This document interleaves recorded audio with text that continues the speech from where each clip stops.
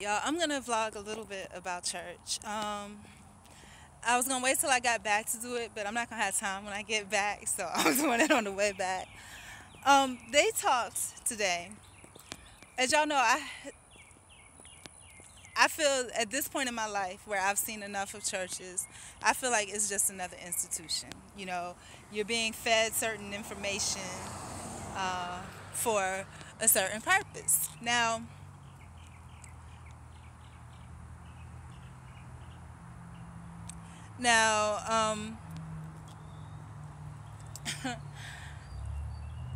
they talked today of in church, and I don't have a church I go to. I just wanted to visit this one because when I first came out here, um, one of the members actually um, dropped me somewhere. But so I wanted to see like what type of people were truly there. So I went, and again, the feeling that I got at the time was that it was an old school type of church, and it still felt that way, but with a lot of the new school things. Um, but they were talking about circumcision, and the point that the pastor was trying to make was that you know the old covenant, they were saying, this is what he said, I didn't really read it and research it, but the old covenant, they were saying that the men had to be circumcised, and that was before, and that was the law of man before Jesus came. When there were no Christians, this was the law of man, I guess, to show that you were Christians. Now, and what I'm thinking was that it was a way to, and they were like, that's the law of man said that Christians had to be circumcised to differentiate yourself from the rest of the population. I don't know, but I'm thinking that's the way to mark them like the Jewish people were marked and so forth. So let me go this way because I don't want to walk past this man's place. Or can I go down another street? Yeah. So, yeah, so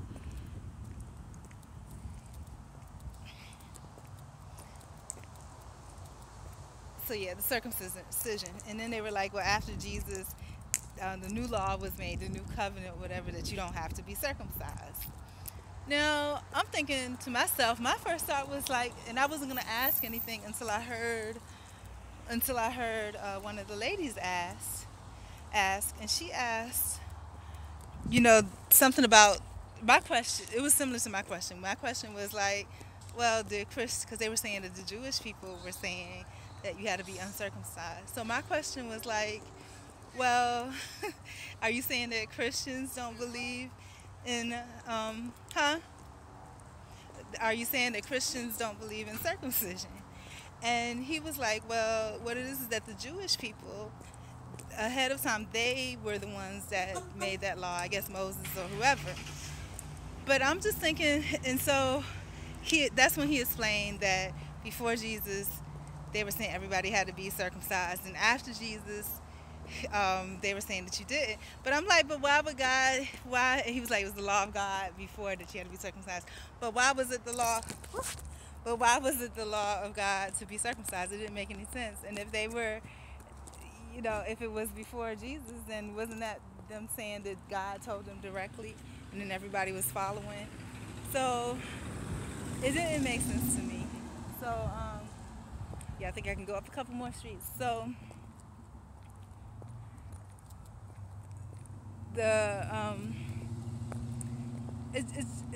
so I was saying, but why would God, if that was the law of God, I'd be thinking that if God gave them that,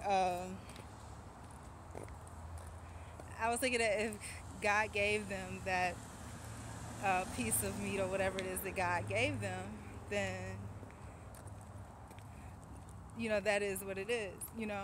And,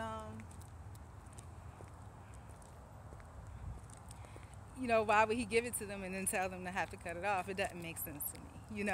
And then later on, they're saying, oh, well, you no longer have to cut it off. And so what it seems to me is that it attracts the same pattern that the system and the institutions of the system that we live in this world goes into. where everybody, it's like you're pledging allegiance to something, because he explained it was a covenant, but that you're pledging allegiance to something. That first, they say, because everybody was just being a natural man with their little uncircumcised selves, and then they were just like, well, you have to pledge allegiance to God to show that you're down with God. You got to cut off this piece of meat. You know what I'm saying? That everybody cut off a piece of meat, and then after a few generations, it's not no longer a pledge of allegiance by cutting off that piece of meat. It's just the norm to cut off that piece of meat because that's what your parents did. Your parents taught you to do that, and so forth and so on. So whoever the governing powers is, whether it's church or the system or whatever, then they say, okay, well, you don't have to cut off that piece of meat anymore. The natural man, And so now, they have to show their allegiance by doing something different than they normally do, by, acknowledging they don't have to cut off that piece of meat. So it's just like, to me, like I said, it follows the same patterns as the world does, and somebody once told me they don't trust the church. The church has a lot of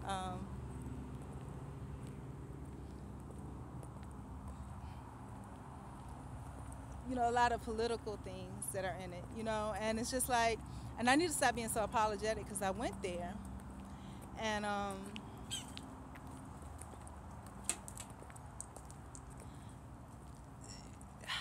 that's the other thing I don't like. Like, your personal information is personal, and I don't give my name like just to people on the fly, but I did.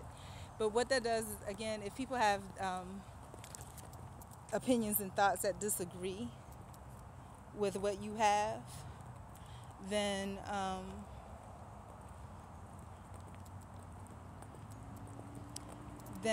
what ends up happening is that they're using your name to talk about you, versus anything else. So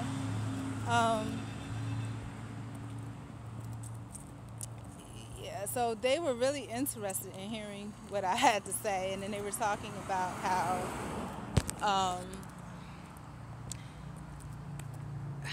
I don't know, just they were saying that God came before, and they were telling me some things I hadn't heard, but obviously that's been in the church, but I never, that God became before Jesus, that Christians, well, of course that, but Christians were not until after Jesus Christ died and was born again, So I'm saying, well, that means that God was here before Jesus Christ, before Christians.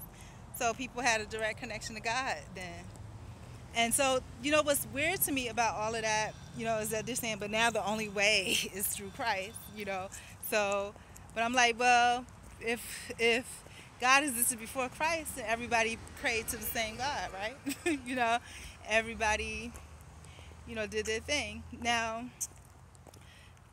what got to me was when they said that Christ is the only way, Now, what's happening now, there's a trend now where eventually religion is all going to be through the papacy, through the Pope. And I don't know how to explain it the correct way, because I only came across it once and it was explained very well, and I didn't really, take the time to think of a way to, put it in my own words and put it back out, because I didn't think I would ever be speaking on it, because I'm not a church person. But basically, with the New World Order, they're going to have it so that your religion, you don't have they take away the direct connection to God. You know what I'm saying? And that's the same thing that all of these go-betweens, Allah and, Christ, all that is taking away your direct connection, And it was so funny, because the man asked me, what is your connection to God? Everybody falls short. And I was like, well, that's the first time I verbally stated, I don't agree with that, because up until 16 or 17, I didn't have a sin. I created a sin for myself. So what it does is it puts you in the mindset that you can't be perfect, that's something that you can't strive for, because you're automatically doomed, that you're gonna sin. You know what I'm saying? And that's like false thinking. That's not true at all. In order for me to sin, I had to create a sin for myself. I had to create one, So, yeah, so I think I'm pretty much done with churches. Um, I might, just because I'm curious like that, I might, because these shoes that I have on, after walking a mile or two in them, they're uncomfortable. They have small heels on them. But I might just put on something casual and just go back just to see what's going on, because they seem so adamant about inviting me back. But I'm going to go back this time and just listen. And then when that's all done, I'll come back and do my duties that I'm supposed to do. But let me know what you think and what your experience is. And it was like so funny because like church people do this all the time. Like you'll say one thing, like I was talking about how the church has changed. Like this was a quote unquote apostolic church. Everybody had on wigs. Not one person in there had natural hair. I was just like, And then he was saying, you got to worship God. It was like what he was saying was directly backing up what I was saying, but he was trying to prove something else with what he was saying. It was just so convoluted. But I'm going to go back, and I'm going to go back again because that's the kind of person I am. I like to learn. I want to see what the after effects are. And even though, like I said, they invited me, again, you could tell that they wanted to have discourse or conversation, outside of me without me being there. And like the thing about it is like the one lady was like, well, I think that you just need to read the Bible. You know what I mean? And I was just like, yeah, I think so too, because if it's saying all this other stuff, but it's not something that it's not to blindly read it, but to understand it in correspondence with the world that we live in and what the world was like and the intentions of people that write. It's all hearsay, unless you have a direct connection, you don't know. And and I'm gonna try to keep this short because my time is about to be up. But unless you got a connection, you don't know. And slowly over the generations, we've been dumbed down. Like before, our mental acuity was really strong. We had photographic memories, that type of thing. Then with the presence of writing, which was supposed to be something that was more desirable, you kind of took away a lot of the power of spirit and the power of memory and that type of thing, because you're writing down. So it took away from photogenic memory. So the more of these tools that you get that takes away from you knowing within yourself, the lesser it takes, the lesser the influence of the essence of who you are is. So not only that, then it went from writing to transitioning everything from writing to computers. Then it transitioned. It's attempting now. The language has been taken away. When you went into texting, people don't, you had a little bit of control over what you texted, because if you made a mistake, you could correct it. Now they have it set up so you have autocorrect, and on some of the newer phones, the autocorrect makes it so difficult for you to just correct it yourself that you just go on and let it do it. So it's training you to be dumbed down. So, but anyways, I'm going to let that go, and I am going to go back for part 2, and we'll see what the outcome is. Hopefully y'all are understanding what I'm saying.